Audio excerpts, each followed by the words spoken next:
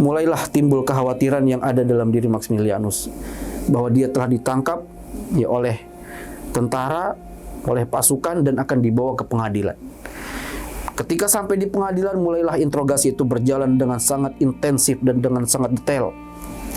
Maximilianus mengatakan, saya memiliki uang logam ini adalah milik saya pribadi, bukan harta karun. Ini adalah harta yang memang saya gunakan untuk berbelanja. Dan saya lari dari kejaran Decianus. Orang-orang yang hadir pada saat itu di pengadilan tidak ada yang percaya. Kamu bohong, kamu orang penipu. Nggak mungkin kamu hidup di masa Decianus. Decianus itu 300 tahun yang lalu dia sudah mati. Bagaimana mungkin kamu mengatakan bahwa kamu hidup pada zaman Decianus? Akhirnya dibawa ke tempat penyiksaan. Maximilianus ini kemudian dipaksa untuk ngaku, dicambuk, dihajar, dipukul bertubi-tubi. Tapi apa yang mau dia katakan? Dia tidak mengatakan kecuali kebenaran. Ya memang uang itu adalah bukan harta karun, dan itu memang uang milik dia, dan memang dia hidup di masanya Decianus. Akhirnya Maximilianus bingung, orang-orang yang hadir di sana di pengadilan juga bingung. Tidak ada yang saling percaya di antara mereka. Akhirnya Qadhi ini atau hakim ini melakukan rapat. Mereka bermusyawarah. Bagaimana kita menyelesaikan perkara ini? Orang ini mengatakan demikian. Tapi fakta yang kita hadapi, kita tidak melihat seperti apa yang dia katakan. Akhirnya kemudian Maximilianus ditanya ya oleh hakim tersebut, apa buktinya bahwa kamu hidup pada zaman Decianus? Kemudian dia cerita, saya ini adalah salah seorang dari pembesar Decianus. Saya punya rumah saya ada di sana, bisa saya tunjukkan. Dan di dalam rumah saya ada kamar khusus, itu menjadi ruang rahasia saya. Di sana ada foto saya, ada foto istri saya, ada lukisan gambar saya, dan ada lukisan gambar istri saya. Kalau kalian tidak percaya, bawa saya ke tempat sana.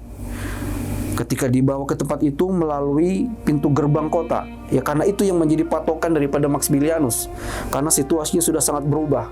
Yang masih ada berdiri adalah pintu gerbang tersebut. Akhirnya dibawalah ke rumahnya Maximilianus ini. Rumah bangunan yang sudah sangat-sangat tua, sudah 3 abad. Tapi karena itu adalah rumah seorang pembesar, ya seorang pejabat, tentu bangunannya luas, kuat, dan kokoh. Kemudian ketika pintu itu diketuk oleh hakim dan orang-orang yang menyertainya diikuti juga oleh Maximilianus, muncullah seorang wanita yang sangat-sangat mirip dengan Helen. Helen ini adalah istri daripada Maximilianus. Maximilianus kemudian bertanya kepada wanita yang membukakan pintu, Helen, kamu Helen ya? Namamu Helen kan? Kamu istriku kan? Orang yang ditanya ini, wanita ini bingung, loh kamu siapa? Saya bukan Helen. Helen itu sudah nenek saya yang keberapa. Saya ini cicitnya. Ya karena dia memiliki wajah yang sangat-sangat mirip. Akhirnya kembali masuk ke dalam rumah. Berceritalah wanita tadi kepada kakeknya. Kakeknya yang sudah sangat-sangat tua renta. Diceritakan bahwa, wahai kakek, di depan rumah ada hakim dan orang-orang yang menyertainya, dan seorang pemuda yang wajahnya mirip dengan foto yang ada, dengan lukisan yang ada di rumah kita ini, yang ada di ruangan ini. Wajahnya mirip persis. Maximilianus yang ada di gambar ini itu mirip dengan orang yang di depan. Akhirnya disuruh masuk, dan kemudian membuat orang-orang yang hadir menjadi semakin heran. Mulailah ditanya, Maximilianus, ini adalah gambar yang sudah turun-temurun diwariskan. Apakah kamu yakin bahwa ini adalah lukisanmu? Apakah kamu yakin bahwa ini adalah gambar dirimu yang dilukis? Dia mengatakan, iya, ini saya. Ini adalah gambar saya. Saya adalah Maximilianus. Saya adalah pembesar di kerajaan pada saat itu di masa Raja Decianus. Dan kalau kalian tidak percaya, saya memiliki kamar rahasia, ayo saya tunjukkan.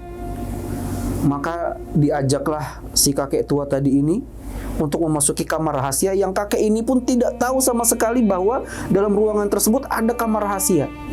Dibongkarlah sebuah dinding, dan di balik dinding itu ada kunci yang bisa membuka pintu untuk masuk ke dalam ruangan rahasia.